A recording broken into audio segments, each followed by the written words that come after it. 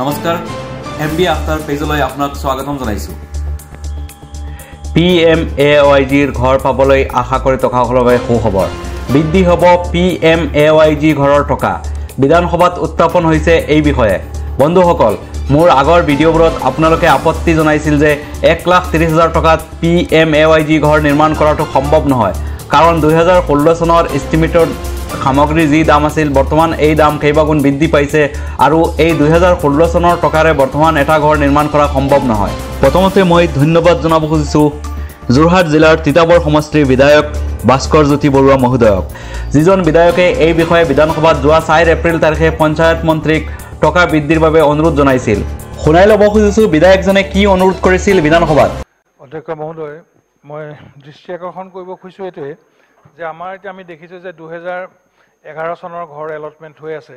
আৰু এই ঘৰৰ ধনৰাশি হৈছে 1,30,000 টকা 1,30,000 টকাত আসলতে ঘৰ একো ভালকে বনাব নোৱাৰে মই সদনক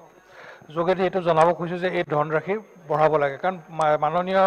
প্ৰধানমন্ত্ৰীয়ে বিচাৰিছে যে 2024 চনৰ ভিতৰত সম্পূৰ্ণ ঘৰ আমাৰ হ'ব লাগে কিন্তু ঘৰ দিয়াৰ নামত যাতে পইচা যদি আমি তেওঁলোকক পৰ্যাপ্ত পৰিমাণে আমি দিব নোৱাৰো আমাৰ ঘৰৰ কোৱালিটিবোৰ খুব বেয়া হৈছে আৰু বিশেষকৈ টিং বিলাক মিনিমাম 45 mm টিং যাতে দিয়ে কাৰণ আমাৰ দুখীয়া মানুহবিলাকে কম দামৰ টিং লগোৱাৰ কাৰণে আমাৰ টিংবোৰ সোনকালে 5 বছৰ 10 বছৰৰ ভিতৰত ফুটা ওলায় আৰু এইটো এটা এচিয়ৰ কৰিব লাগে যে প্ৰত্যেক বছৰে এই সিস্টেমবোৰ কন্টিনিউ নকৰি প্ৰধানমন্ত্ৰী ডাঙৰীয়াৰ যেটো ইচ্ছা যে 2024 চনৰ ভিতৰত প্ৰত্যেককে ঘৰ পাব লাগিব এটো আমি সকলোৱে এচিয়ৰ কৰিব লাগে যে 2024 চনৰ ভিতৰত এই আমাৰ যেটো আঁচনি আছে এই আঁচনিটো যাতে শেষ হয় আৰু প্ৰত্যেক মানুহে ঘৰ পায় আপোনালোকে শুনিলে বিধায়কজনৰ অনুৰোধ এয়া সম্ভৱ হৈছে আপোনালোকৰ সহযোগত 1,30,000 টকা যে এটা ঘৰ নিৰ্মাণ সম্ভৱ নহয় সেই কথাৰে মই বনাইছিলো এটা ভিডিঅ' আৰু ভিডিঅ'টো আপোনালোকে বহুতো শ্বেয়াৰ কৰিছিল আৰু হয়তো বিধায়কজনৰ দৃষ্টিগোচৰ হৈছিল আপোনালোকে সহযোগ কৰিলে আপোনালোকৰ বাকি টকা দাবীবোৰ চৰকাৰলৈ প্ৰেৰণ কৰিবলৈ সক্ষম হ'ব এতিয়া শুনক এই দাবীৰ প্ৰতি বিভাগীয় মন্ত্ৰীৰ উত্তৰ হয় উদ্যোগ ডাঙৰীয়া ঠিকে এইটোৰ কাৰণে আমি দেশৰ প্ৰধানমন্ত্ৰী নৰেন্দ্ৰ মোদীক ধন্যবাদ জনাব লাগিব আপোনাৰ যি প্ৰশ্ন কাৰণ কিয় যে আগতে ইন্দিৰা আৱাস যোজনা আছিলে ৭৫,০০০ টকা দিছিলে এই আপোনাৰ যেটো অনুভূতি এই কথাষাৰ মাননীয় দেশৰ প্ৰধানমন্ত্ৰী নৰেন্দ্ৰ মোদী ডাঙৰীয়াই 14 চনতে উপলব্ধি কৰিলে আৰু 14 চনতে উপলব্ধি কৰি পেলাই 16 চনৰ পৰা প্ৰৱৰ্তন কৰিলে প্ৰধানমন্ত্ৰী আৱাস যোজনা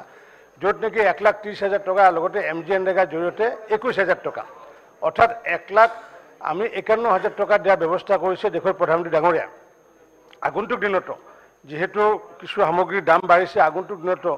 ভাৰত চৰকাৰে যদি বৃদ্ধি কৰি ভালে পাম আৰু হেতুৰ কাৰণে আমি ইতিমধ্যে আমাৰ পৰা নিবেদন জনাইছো অহা পঞ্চায়ত মন্ত্ৰীসকলৰ অহা 17 তাৰিখৰ পৰা এখন কনফাৰেন্স আছে তাতো এই বিষয়টো আমি উত্থাপন কৰিম